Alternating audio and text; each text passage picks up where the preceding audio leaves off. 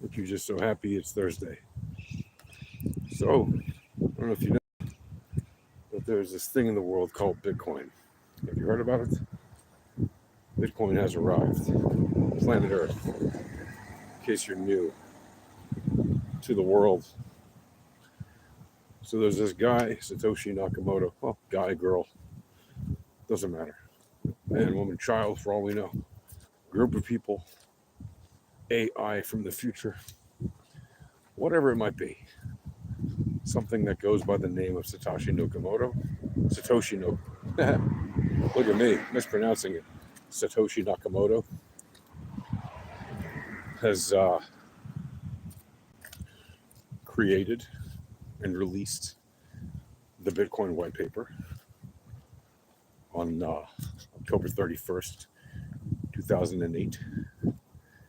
And on January 2nd, January 3rd, 2009, the Bitcoin network went live. Again, October 31st date might have been November 1st, and the January 2nd date might have been January 3rd. It depends on the time zone of actually when it was published and when the network went live, right? Where the person or group or entity was at the time of publishing the white paper and switching on the network. Now that network and that white paper describes what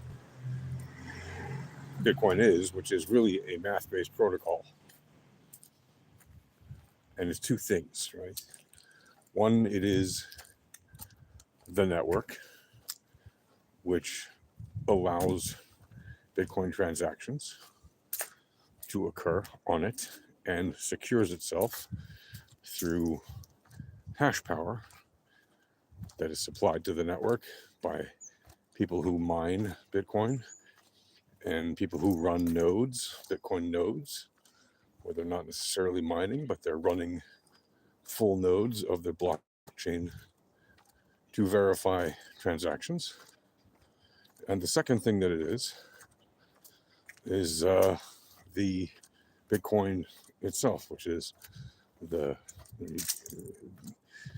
commodity, the electronic cash, really, right? Originally, it was created as electronic cash, a peer-to-peer electronic cash and network that can enable transactions of that electronic cash. Right? That's what it is. So it's two things. And those two things function very nicely. And when miners successfully mine a block on the blockchain, they are rewarded from the blockchain, from the Bitcoin network, with a certain amount of Bitcoin. Right? The original 4-year period is roughly, 4-year period. Grants miners 50 Bitcoins per block mined. After that, 25 for the next halving period of 4 years. After that, 12 and a half Bitcoins per block mined for the next roughly 4 years. After that, 6.25 Bitcoins per block mined for the next roughly 4 years. After that, 3.125 Bitcoins per block mined. Right? That is, and so on and so forth. Every rough 4-year period, that reward gets cut in half. And the amount of Bitcoin is set at 21 million. It's actually just shy of 20 million, but 21 million. And cannot be changed unless the entire core developer community agrees that it should be changed, which, if they did, would very likely undermine the value of their holdings, and it would be against their own self-interest, never mind the interest of every other holder. And you also have to consider that people who would prefer to have that number not change would just run their own version of the network and would switch to it immediately, and whichever one the majority would be, that would be the winning one. Essentially, there could still be, there could be another one, right? We've seen this concept happen throughout history, where two ideas split, and then the more popular one ends up winning, right? At least for a time, right? And we saw it with the Roman Empire, for example. When the Roman Empire got so big, it split, right, between the Roman Empire that was managed and governed out of Rome, and then the Roman Empire, which was known as the Holy Roman Empire, which was managed and governed out of Constantinople, right, today Istanbul, Turkey, right? And the Roman Empire, which was originally all old Roman gods, eventually lost out to the invading Goths, who had their own set of spiritual or deity or religious beliefs. And the Holy Roman Empire out of Constantinople was, of course, a Christian-based empire, or ruled by that particular religion, right? So, and eventually the Goths, like I said, took over the Roman Empire. The Holy Roman Empire lasted for a time longer, but eventually they too collapsed, right? And were overrun by those that came after them.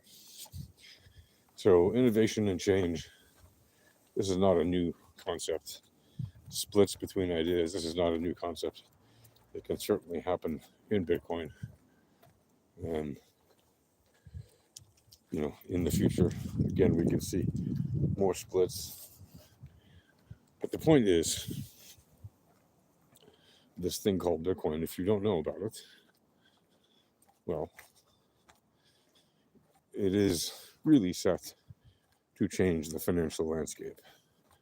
And I don't say that to be like dramatic or, to talk it up too much or to recommend it as a financial vehicle you must get into type of thing. No, that's what people invest in is their own business. What they don't invest in, also their own business.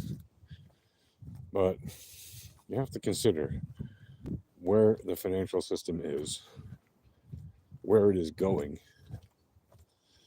and what is likely to happen, right?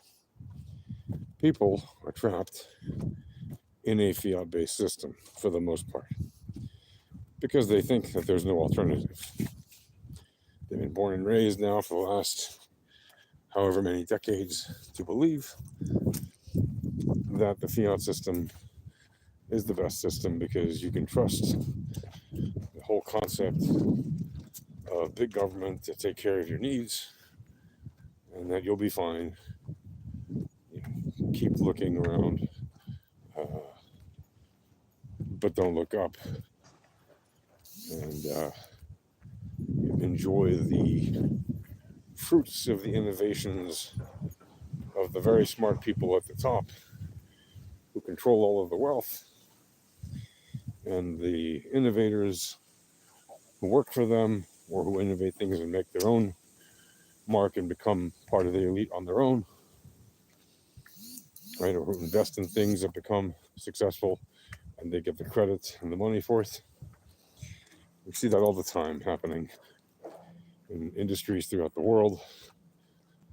And we saw that in radio, television, we saw it in newspapers, we saw it in movies, we saw it in, you name it, internet, the web 2.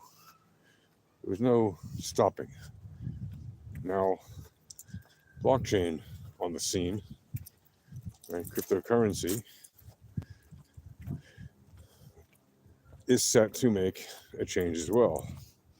The difference is, of course, that Bitcoin was created by a pseudonymous or anonymous figure whose exact background remains a mystery and probably will, who knows, maybe forever.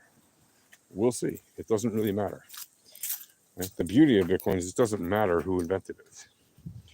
Now you might say, well, if nobody knows who the inventor is, couldn't the inventor mess around with it? Well, if you actually study the code of Bitcoin, you'll see that no one person can single-handedly change the entire code of the network and have it be resoundingly accepted by the other nodes, right? There needs to be consensus. That is why, people can't just willy-nilly create, instead of 21 million Bitcoins, 200 million Bitcoins, right? Barring some bugs in the code, which in the very earliest days, there were some bugs being worked out, and Satoshi made sure to work out a bunch of issues.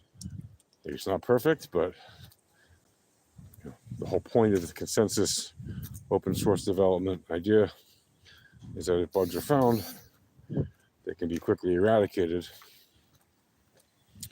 and improvements can be made and quickly implemented. Right? That's the beauty of open source software and a consensus of developers who actually know how to code properly and can make the changes necessary very effectively and roll them out quickly, almost instantaneously, right? And the beauty of this system is that the ledger is a public ledger, which means that all transactions are archived, essentially. Right? They're stored on the network and they're retrievable for as long as the network exists, right? And again, it is a math-based protocol. Technically speaking, it does not require the internet. It doesn't even require electricity. Of course, having electricity and having the internet and the fact that it runs primarily on the internet makes it incredibly convenient and relatively fast or efficient in terms of time.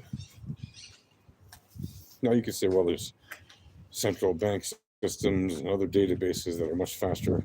Why would we use something that has such a slow limit of transactions, right?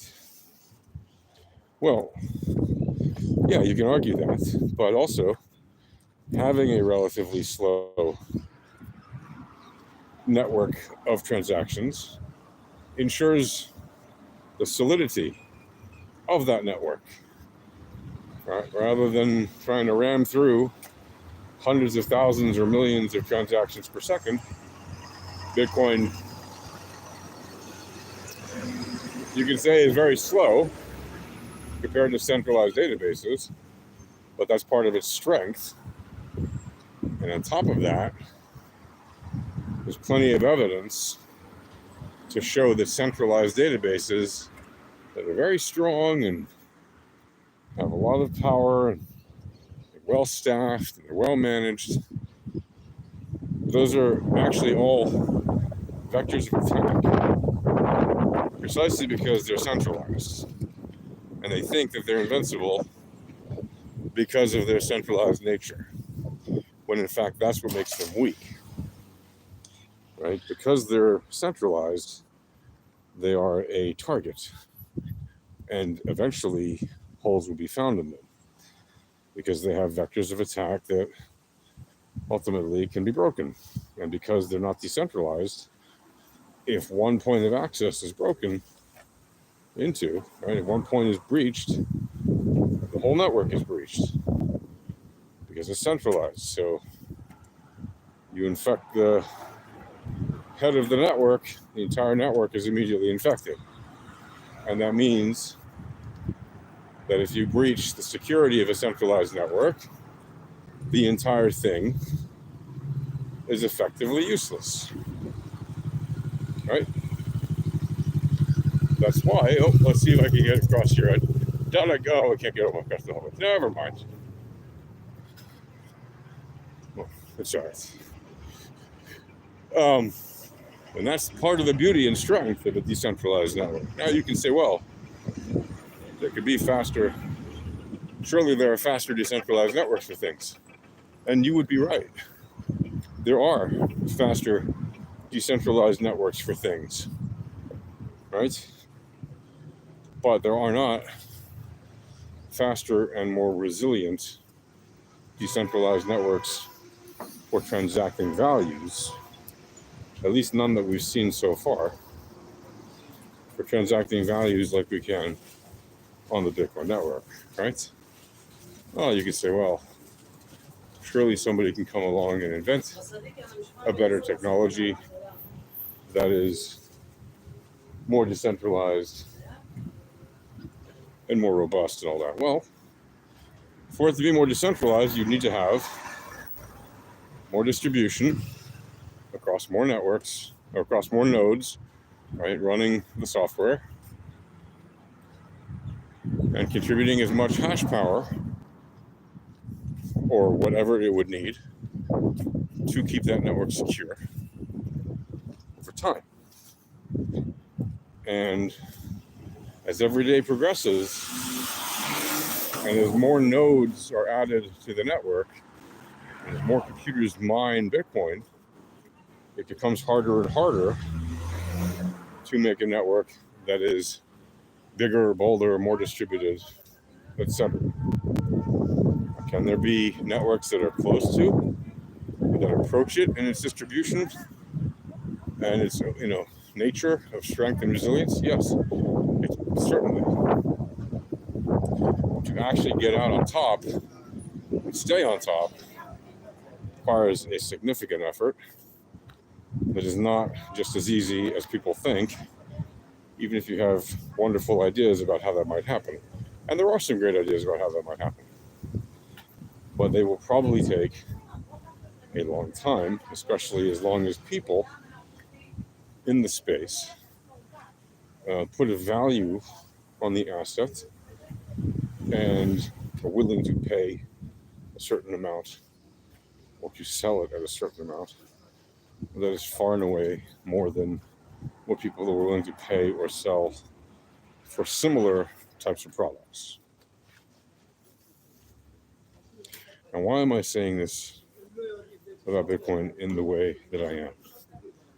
Well, again, if you don't know about it, if you're new to this space, this is a great, easy way for you to understand the concept, relatively, about what it is, what it does, how it operates at the lower level, which is like closer to the technology level rather than the higher level of concepts developed later on, right? When we say low level in technology, we mean closer to the source, okay? When we say higher level, we mean things that are developed later and are further away from the source. Think of technology as being developed in layers. So the lowest level is the source level, where the actual invention occurs or is created. And then the first layer on top of that, second layer on top of that, third layer on top of that. All these are levels on top of the original source, which are still related to it, but are disconnected from it directly and are not affected by it necessarily directly and don't necessarily affect the source level directly. They may, but they don't necessarily need to. Right? Something that's 3 or 4 levels away from the source can actually operate and exist quite differently than the actual source. So what do I recommend you do if you don't know anything about Bitcoin? First of all, subscribe to my channel. Yay, because the algorithm likes that. And I talk about Bitcoin quite a lot. So you probably will find useful information right, on this channel and in my videos, existing and coming up. But the next thing is, really more importantly, go to bitcoin.org. That's the official website of Bitcoin. Read the white paper, which is on their website, and get an understanding of the concept and the technology behind it. It is a math-based protocol, and that's how it operates. All right, I'll talk to you guys next time. See you. Happy Bitcoin.